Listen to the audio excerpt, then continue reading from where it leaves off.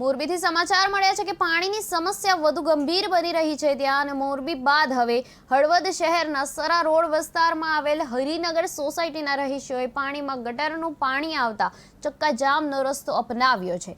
સ્થાનિક મહિલાઓએ નગરપાલિકા સામે હાય હાયના નારા સાથે રસ્તા પર ઉતરી આવી ચક્કાજામ કર્યો હતો। રહીશોના કહેવા મુજબ પીનાલી લાયક પાણી મળવાને બદલે નળમાંથી ગટર મિશ્રિત પાણી આવી રહ્યું છે, જેના કારણે દર્દીઓના કેસ પણ વધી રહ્યા છે।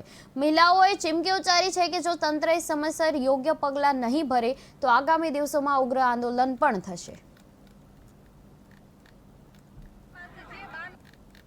આજે 15-20 દિવસ થી પાણી નથી આવતું। અમારે ઘરના કામ કરવા તો કઈ રીતના કરવાના?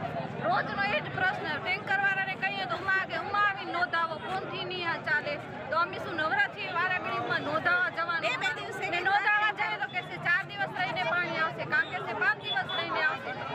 તો ત્યાં લગી અમારે કરવાનું શું પાણી વગર? કોઈ કાંઈ પણ કામ પાણી વગર થઈ શકે છે? એક પણ કામ નથી થતું। પીવામાં પાણી જોઈએ, અમારા છોકરા નાના આવે, અમારે કરવાનું શું? નગરપાલિકા સાથે તમારી શું માંગણી છે? નગરપાલિકામાં અમે ત્યાં જઈને કીધું છે અમે ઘણી વખત, પણ એ લોકો ધ્યાન જ નથી આપતા અમને। પાણીની બાબતમાં કાંઈ રિસ્પોન્સ જ નથી। તમે નગરપાલિકાનો વેરો તમે ભરો છો? હા, વેરો કરવેરો પાણી બધા છતાં પણ તકલીફ?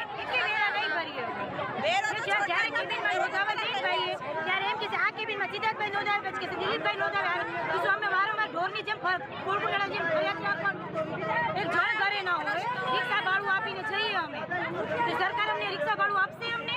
આ તકલીફ તમને કેટલા સમયથી છે? કેટલા ટાઈમથી? 12 નંબરની છે, 12 એમાં રહે છે, સૌથી છેલ્લો મકાન રશ્મિબેન પુનિતભાઈ। અમને પાણીના હિસાબે નાના છોકરાઓ લઈને આવવું પડે છે।